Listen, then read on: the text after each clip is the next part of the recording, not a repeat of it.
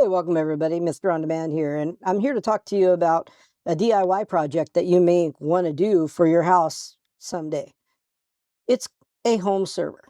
Now, a home server can act as your home NAS, your home Plex server, Jellyfin server, or a variety of different servers that are available to you to install on that particular machine in the future. I like to have a wide variety of compatibility when I do this. Now, there are a lot of options software-wise on the server end, things like Proxmox and Linux.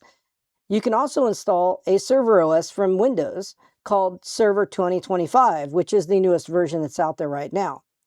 In this video, I'm going to take you step by step through how to get the ISO image, install Server 2025 from the beginning to the end so that you can set up your server and get it running and try Server 2025 out and see if it's right for you, because it's definitely not right for everybody, but I would counsel you to try it out and see for yourself before you make a final decision. I would also counsel you to try Linux and try Proxmox and try OpenNAS and all the other OSs out there before you make a final decision, because a server is a very important device. It's something that you're going to have sitting in your home running 24 hours a day, all day, every day for years if you build it right without touching it or doing a whole lot of anything to it. Let's go ahead and get started. So we're going to head on over to the Microsoft website and go to the server option. You're going to go down to download the ISO, and you're going to fill this out, and you're going to get your trial. This is going to be good for 90 days, and you can extend that as well. So you're going to get this for free.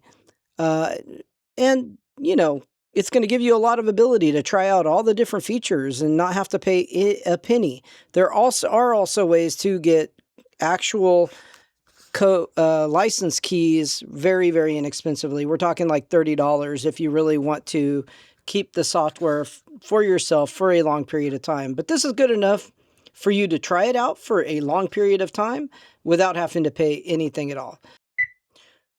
So once you have the ISO image downloaded, you're going to use a tool called Rufus. I have a complete video on Rufus. If you want to view that, I'll put a link up above for you to go ahead and go to that video now and go ahead and watch that video if you need to. Basically, you're just going to go to the Rufus website. You're going to go down to the download the newest version they've got available, and go ahead and use that to make your ISO image. Put your flash drive in your PC. Go ahead and select the ISO image that you just downloaded. That'll probably be in your downloads folder, and then go down and click start to get the image burning to the USB flash drive. That's going to take a few minutes to go ahead and go through. You're going to get a few messages here, a few check mark boxes. Those check mark boxes, you can check mark them all or not check mark them. It's not really going to hurt anything either way, and it's not going to change a whole lot either, because there is no TPM module requirement on Server 2025. So doing those options really don't do a lot for Server 2025. But you go ahead and click start. All your data is going to be removed from that flash drive that you selected to use as your boot flash drive in order to install Server 2025 on whatever PC it is that you have that you're going to try to install it on. One of the hardest parts is going to be getting all the drivers after Server 2025 is installed. And I'm not going to go through that. That can be a real headache. So if your drivers don't set up, you need to check the manufacturer, and there are some other methods and tricks that you can use to try to get them installed. But basically, you're just going to use the flash drive to install Server 2025 just like you would install any copy of Windows. Put it in the USB port, you select it from the boot menu, you boot off the USB drive, you select to install your Windows server. You go through and you delete all of the partitions if you need to from the flash drive and go through the install. It's going to ask you for a product key. You don't have one, so you just select you don't have one. Select which version you want. I would suggest the data center and always select desktop experience. Otherwise, you will not get a GUI desktop for you to be able to do anything, and that's not going to be good for most people. So definitely check that desktop experience option. Hit next. It's going to get a few things ready. You hit accept to the license terms. You keep going through the install. It's going to search for your disks, and this is where you're going to delete all the partitions. So right here, my disk 0 has a bunch of partitions because it had something previously installed on it. What we're doing here is we are deleting all of those partitions, and this would be the case for a lot of you if you're using a used computer to just use as a test machine to play with Server 2025. This is something that most people will probably have to do unless you're building a brand new PC with a brand new drive. So you go ahead and hit next, and it's going to go through and install the Server 2025 data center. It's going to go through a little progression here showing you percentages, do the install. After the install is finished, you're going to see it start booting up to Windows Server 2025. And it's going to restart a few times. Don't worry about that. It's got to do its thing. It's got to do all its little stuff that it does during the install process. And you're going to see that here on the screen. I'm showing you most of everything that you will normally see during that process. This particular motherboard in this machine is an MSI gaming motherboard.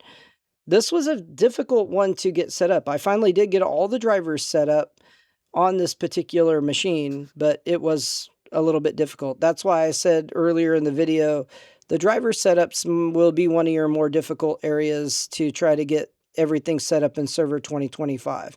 If you have a machine that's more of a corporate server type of machine with a server chipset on it, it'll probably set everything up automatically. That's been my experience on the servers I have set up. So here you're going to put a password. You need a password. Make sure you do that. It's not really going to work without you setting up some kind of security there. And you're going to go ahead and boot up, log in, and you're ready to go. And when you first start up, you're going to come up to the server management. The server manager is a screen that allows you to start setting up all your different servers that are built into Windows. So you have abilities to do all sorts of different things. This particular version that I selected is a version that handles virtual machines much better than other versions of Windows. And as you can see, it's completely debloated. There isn't anything extra loaded in the server OS that's going to cause you major slowdowns. This is going to be a very fast, snappy operating system, and it's only going to run what you put in it as a server to run. So if you're running Jellyfin, or if you're running Plex, or if you're setting up a web server, which would be called an HTTP server, or an FTP server for file transfer protocols, or any other kind of server that you're wanting to set up, you would have that server set up, and then you can manage the server in the OS environment here. There are a lot of ways to get into the server and to do different setups. So the server is now restarting, and we're going through a little restart process. And now I'll go ahead and I'll relog back into Windows Server.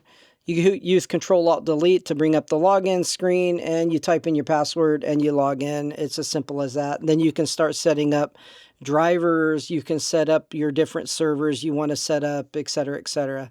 I hope this video was useful to you.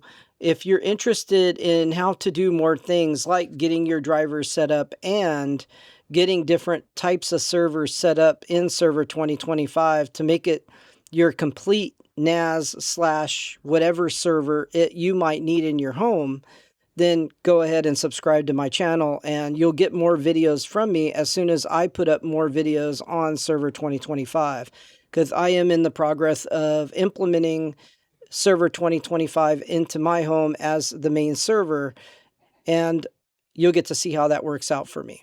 You guys have a wonderful day. I'll see you in the next video. Catch you all later.